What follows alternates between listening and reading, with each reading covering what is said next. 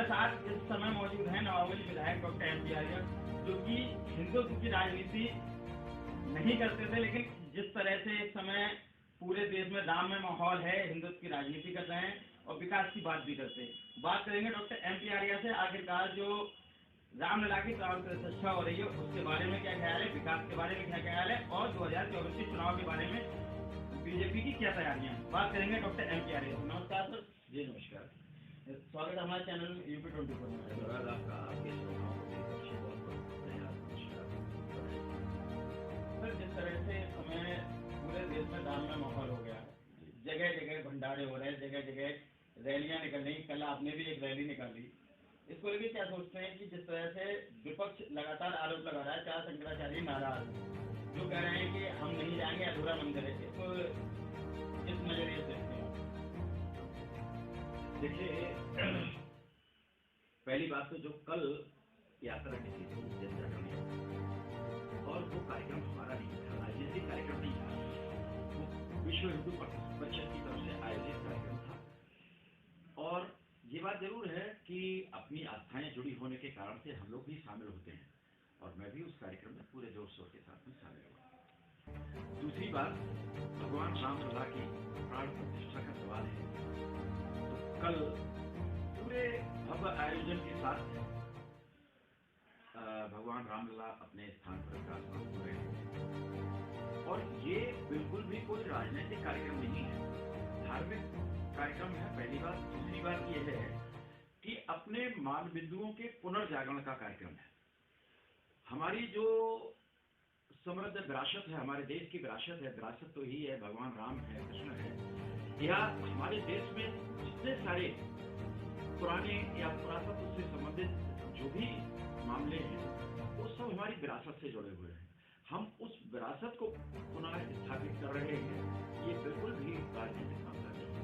इस तरह से शंकराचार्य लगातार बयानबाजी कर रहे हैं, लगातार बयान दे रहे हैं कि अभी अधूरा निर्माण है और प्राण प्रतिष्ठा नहीं हो सकती, उसके बारे में क्या नजरिया आपका? देखिए, ये गलत बात है कि अधूरा निर्माण है, उसकी एक मंजिल बनकर के पूरी तौर से तैयार है और प्राण प्रतिष्ठा के लिए जो विशेषज्ञ हैं या मैं जिनको कहूँ ब्राह्मण है, उनका मत है कि छत होना चाहिए ऊपर और चारों तरफ से बंद होना चाहिए। ये सारी शर्तें पूरे करते हुए वहाँ पर ये सब हो रहा है और मुझे तो लगता है कि इन शंकराचार्यों ने तो तभी राजनीति की थी, कभी भी इन्होंने इस तरह से राम मंदिर के पक्ष में कोई काम किया ही नहीं, इसलिए इनके बारे में कहना मुश्किल है। लेकिन वहाँ के जो संत हैं, अयोध्या के संत हैं, वो लगातार पहले भी इस आंदोलन में शामिल रहे और अभी भी पूरे मन के साथ में इस कार्यक्रम में भाग ले रहे हैं और भाग ही नहीं ले रहे हैं, बल्कि उनके द्वारा ही ये कार्य संपन्न कराया जा रहा है। सर, जिस तरह से कांग्रेस को न्योता दिया गया, अन्य पार्टियों को न्योता दिया गया, उन्होंने ये राजनीतिक कार्यक्रम कह के आने से इनकार कर दिया, इसको किस तरह से देखते हैं और क्या उनके ना आने से कोई फर्क पड़ेगा? देखिए, पहली बात तो ना आने से उन पर ही फर्क पड़ेगा, बाकी समाज पर इसका कोई प्रभाव नहीं पड़ने वाला है। कांग्रेस तो वो कांग्रेस है जो राम के अस्तित्व को मानती नहीं। उसने तो एक बार सुप्रीम कोर्ट में एफिडेविट दिया था इस बात को कि राम कहीं हुए ही नहीं और इसीलिए उन्होंने तो राम सेतु को तोड़ने के भी आदेश दिए थे। लेकिन बहुत सारे तर्कों के साथ में ये चीजें रखी गई और आज रामलला विराजमान हो रहे हैं। तो कांग्रेस तो हमेशा हिंदू विरोधी रही है, जब तो सीधा आरोप लगाता हूँ कि कांग्रेस तो हमेशा हिंदू विरोधी रही है और इन्होंने हमेशा हिंदू विरोध के काम किए हैं। आज भी वो साथ नहीं दे रहे हैं और वैसे तो राहुल गांधी दिखाने के लिए अपने कोट के ऊपर से जनेऊ पहन लेते हैं, लेकिन वो क्या कर रहे हैं इसके लिए वही जिम्मेदार है। जहां तक बात समाजवादी पार्टी की है तो उन्हें अपना नफा नुकसान वो जाने, लेकिन ये जरूर है कि श्री अखिलेश जी ने कहा है कि प्राण प्रतिष्ठा में शामिल नहीं होंगे, लेकिन इसके बाद में अयोध्या जाएंगे दर्शन। सर, जिस तरह से न्याय यात्रा निकल रही है, न्याय यात्रा कांग्रेस निकाल रही है राहुल गांधी के नेतृत्व में, मणिपुर से स्टार्ट हुई, असम पहुंच गया। असम में उन्होंने एक बड़ा बयान दिया कि देश का सबसे भ्रष्ट मुख्यमंत्री कोई अगर है तो हेमंत बिस्वा शर्मा है, तो इस बारे में क्या कहेंगे? देखिए, दो बातें कहना चाहूँगा। कांग्रेस वाले कहते हैं कि साहब न्याय यात्रा, इससे पहले भी कांग्रेस ने भारत जोड़ो आंदोलन किया था, भारत जोड़ो यात्रा निकाली थी, और राहुल गांधी जी ने भारत जोड़ो यात्रा के नाम पर पूरे जो भी भारत विरोधी लोग थे, यहाँ तक कि पाकिस्तान परस्त लोगों से भेंट की थी उस यात्रा के दौरान, और इस समय भी वही काम कर रहे हैं। जहां तक भ्रष्टाचार की बात करूं तो कांग्रेस से बड़ा भ्रष्टाचारी कौन? मैं 2-3 उदाहरण देकर के आपको बात करूंगा। खासतौर से श्री राहुल गांधी जो बात कह रहे हैं, उनके ऊपर खुद भ्रष्टाचार के को लेकर के मुकदमा लिखा हुआ है, और उनकी माता श्री सोनिया गांधी जी पर मुकदमा लिखा हुआ है, कोर्ट से जमानत पर चल रहे हैं। इससे बड़ा भ्रष्टाचार का उदाहरण और क्या हो सकता है? तीसरा बताता हूँ। श्री राजीव गांधी, राहुल गांधी के पिताजी, हमारे पूर्व प्रधानमंत्री, वो कहते थे कि मैं केंद्र से किसी लाभार्थी के लिए 100 रुपए भेजता हूं तो लाभार्थी तक 15 रुपए पहुंचते हैं। हम उनसे पूछते हैं उनकी सरकार में ये सब भ्रष्टाचार के लिए जिम्मेदार कौन है? अब माननीय मोदी जी की सरकार है, अगर वो किसान के खाते में 2000 रुपए भेजते हैं तो पूरे के पूरे 2000 पहुंचते हैं। तो भारतीय जनता पार्टी की सरकारें ईमानदारी के साथ काम करती हैं। राहुल गांधी जो आरोप लगा रहे हैं, सारी खेद मिटा रहे हैं। जो आदमी आकंठ भ्रष्टाचार में डूबा हुआ है, वो दूसरे पर आरोप कैसे लगाता है? पीएम आवास योजना की बात करें, जो कि आपने लगातार कहा कि भ्रष्टाचार मुक्त योजना रहेगी, ये आपसे पहले भी इंटरव्यू में बातचीत हुई है, लेकिन अभी एक वीडियो वायरल हुआ है जिसमें माननीय सांसद धर्मेंद्र कश्यप, जो कि बदायूं में आवास की 40 सौंप रहे थे, वहाँ पर एक महिला ने 30,000 रुपये लेने का आरोप लगाया है। इसको क्या कहेंगे?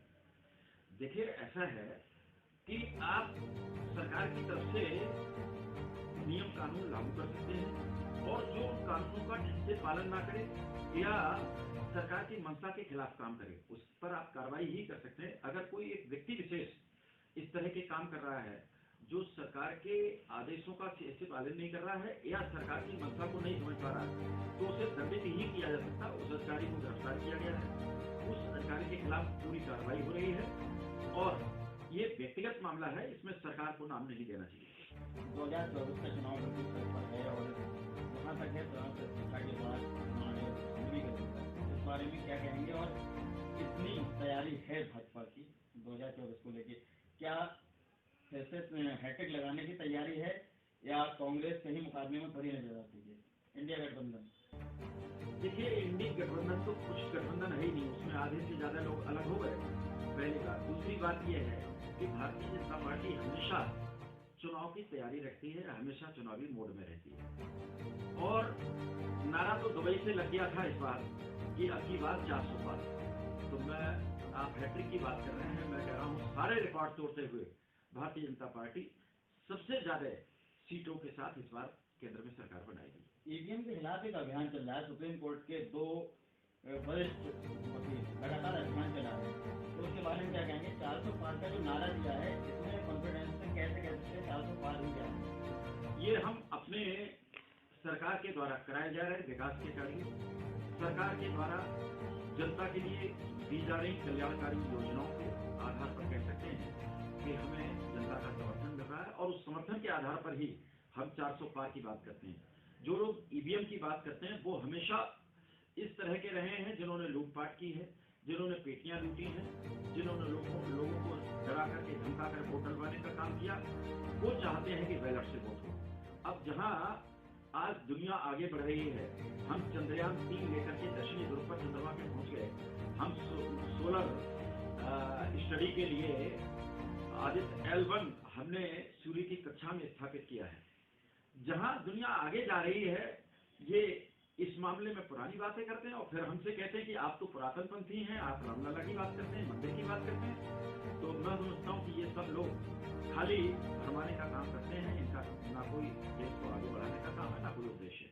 हमारे चैनल के माध्यम से दर्शकों को क्या संदेश देंगे प्राण प्रतिष्ठा को लेकर, और 2024 के चुनाव के लेकर क्या अपील करेंगे?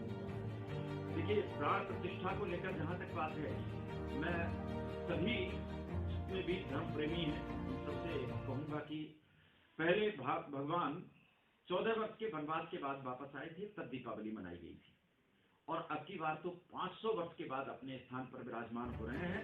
तो खूब धूमधाम के साथ में दीपावली मनाएं, पटाखे फोड़ें और मिठाइयाँ बांटें, भंडारे करें, जो भी खुशियाँ मना सकते हैं खुशियाँ मनाएं। सबके लिए बहुत सारी शुभकामनाएं भी देता हूँ। और जहाँ तक बात चुनाव की है, तो 2024 की भारतीय जनता पार्टी की पूरी तैयारी है, जब भी चाहे चुनाव आयोग चुनाव करे।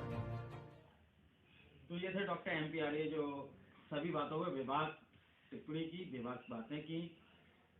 एक बात इन्होंने कही कि भारतीय जनता पार्टी हमेशा चुनावी मूड में रहती है। ये बात सही है कि भारतीय जनता पार्टी की तैयारी हमेशा रहती है, लेकिन कहीं ना कहीं ये बात भी कहने में आती है कि विकास को दरकिनार कर चुनावी मूड में जाने का मतलब होता है कि हमेशा चुनावी मूड में। लेकिन भारतीय जनता पार्टी दोनों का बैलेंस बना के चल रही है। लगातार सारे अपडेट के लिए बने रहिए।